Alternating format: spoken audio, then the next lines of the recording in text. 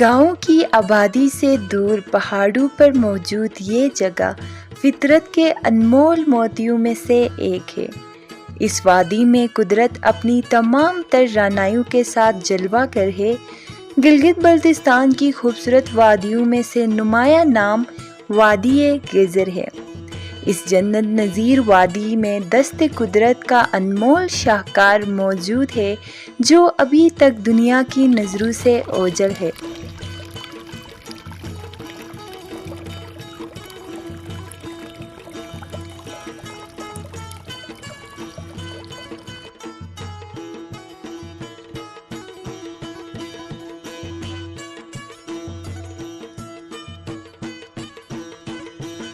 گاؤں حاسس سے منسلک یہ نالہ گاؤں سے 5 گھنٹے کی مسافت پر موجود ہے۔ نالہ پہنچنے کے لیے دشوار گزار ہائیکنگ ٹریک سے گزرنا پڑتا ہے۔ اس مشکل ترین ہائیکنگ کے دوران آپ کو شدید جسمانی مشقت سے دوچار ہونا پڑتا ہے۔ کہیں پتھریلے راستوں سے گزرنا پڑتا ہے تو کہیں تیزی سے بہتا ہوا انتہائی ٹھنڈا نالہ پار کرنا پڑتا ہے۔ کہیں پہاڑوں کے اوپر انتہائی تنگ راستے پر چلنا پڑتا ہے۔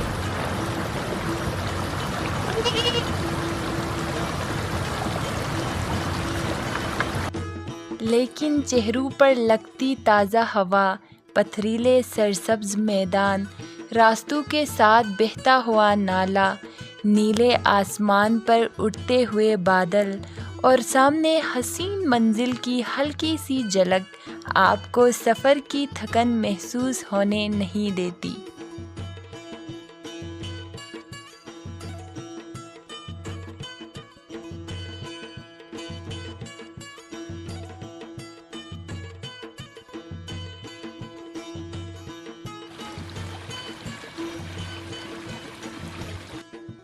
یہ نالہ سردیوں کے 8 مہینے شدید برف باری کی وجہ سے ویران پڑا رہتا ہے۔ جیسے ہی گرمیاں شروع ہو جاتی ہے، گاؤں کے لوگ اپنے مال مویشیوں کو لے کر یہاں رہنے چلے جاتے ہیں۔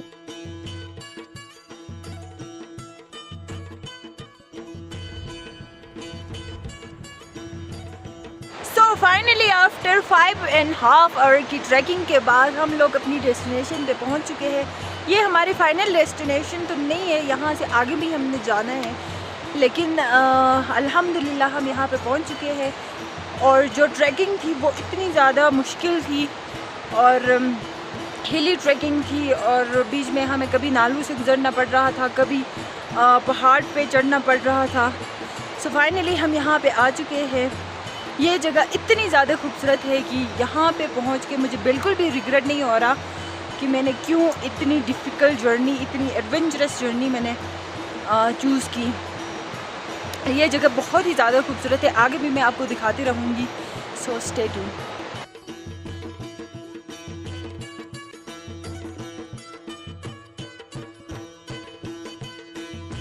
جس طرح یہ جگہ خوبصورت ہے، ویسے ہی یہاں بسنے والے مویشی بان بھی محبتیں بکھیرنے والے اور مہمان نواز ہے۔ تو یہ لسی بنانے کا دیسی طریقہ ہے جو یہاں پہ جو کہ بجلی نہیں ہے، جیسے کہ میں نے آپ کو پہلے بتایا تھا کہ یہاں پہ انفراسٹرکچر اس طرح کا نہیں ہے، یہاں پہ روڈس اس طرح کے نہیں ہیں، یہاں پہ تو بجلی بھی نہیں ہے۔ تو یہ پرانا طریقہ ہے جو ہم گاؤں میں بھی یوز کرتے تھے، اور اب یہ صرف یہاں پہ یوز کرتے ہیں کیونکہ یہاں پہ اوبیسلی بجلی نہیں ہے تو مشین نہیں چلتی۔ تو یہ پرانا طریقہ ہے۔ تو بابا آنا مائل سنو کہ مجھے کیا ٹائم فراجی نے علی سے انا ٹائم مجھے 1.5 گھنٹے تھا۔ اکتوبر نومبر دا جی بسور اگست ستمبر دا مو بوبیو چل پچی ایزا رام میں 3 گھنٹے تو کتوبا تینا مو چل او می نیری ہیں آئی نے مو دودھ ویلو چل با تو گیگا کم با۔ تو انا طریقہ صحیح ہے نا، نے مشین ہے طریقہ صحیح ہے، انا طریقہ صحیح ہے۔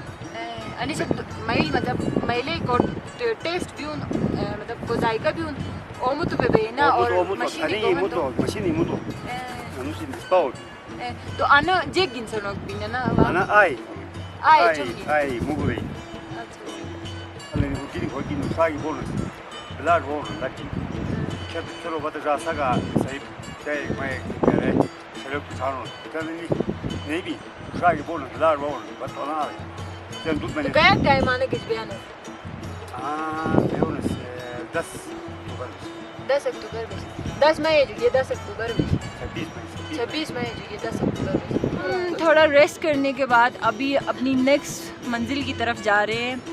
چائے شائے ہم نے پی لی, تھوڑا سا فریش ہو گئے, تھوڑا سا ریسٹ ہم نے کر لیا. ابھی اس سے بھی زیادہ ایک خوبصورت جگہ ہے جہاں پہ میں آپ کو لے کے جاؤں گی, اور وہ جگہ اتنی پیاری ہے کہ وہاں جا کے ایسا لگتا ہے جیسے آپ کسی ہیون میں آپ انٹر ہو.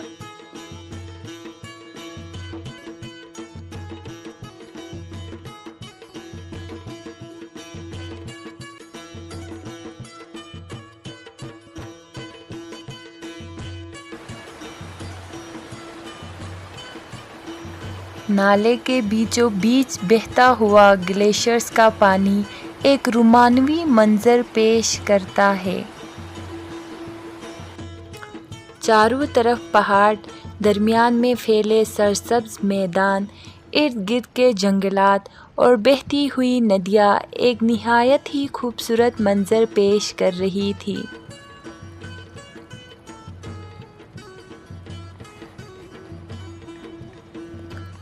اگلی منزل کی جانب آگے بڑھتے ہوئے قدم قدم پر بکھرے مظاہرے فطرت ابتدا میں ہی یہ گواہی دے رہے تھے کہ ہمارا رخ کسی زمین فردوس کی جانب ہو چکا ہے.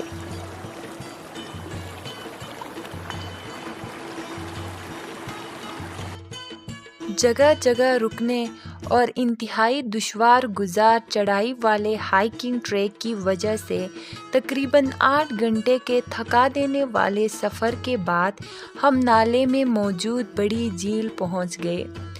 دھوپ نکلی ہوئی تھی اور ہوا میں سردی بری ہوئی تھی. پر اسرار اور پرسکون خاموشی چاروں طرف گونج رہی تھی.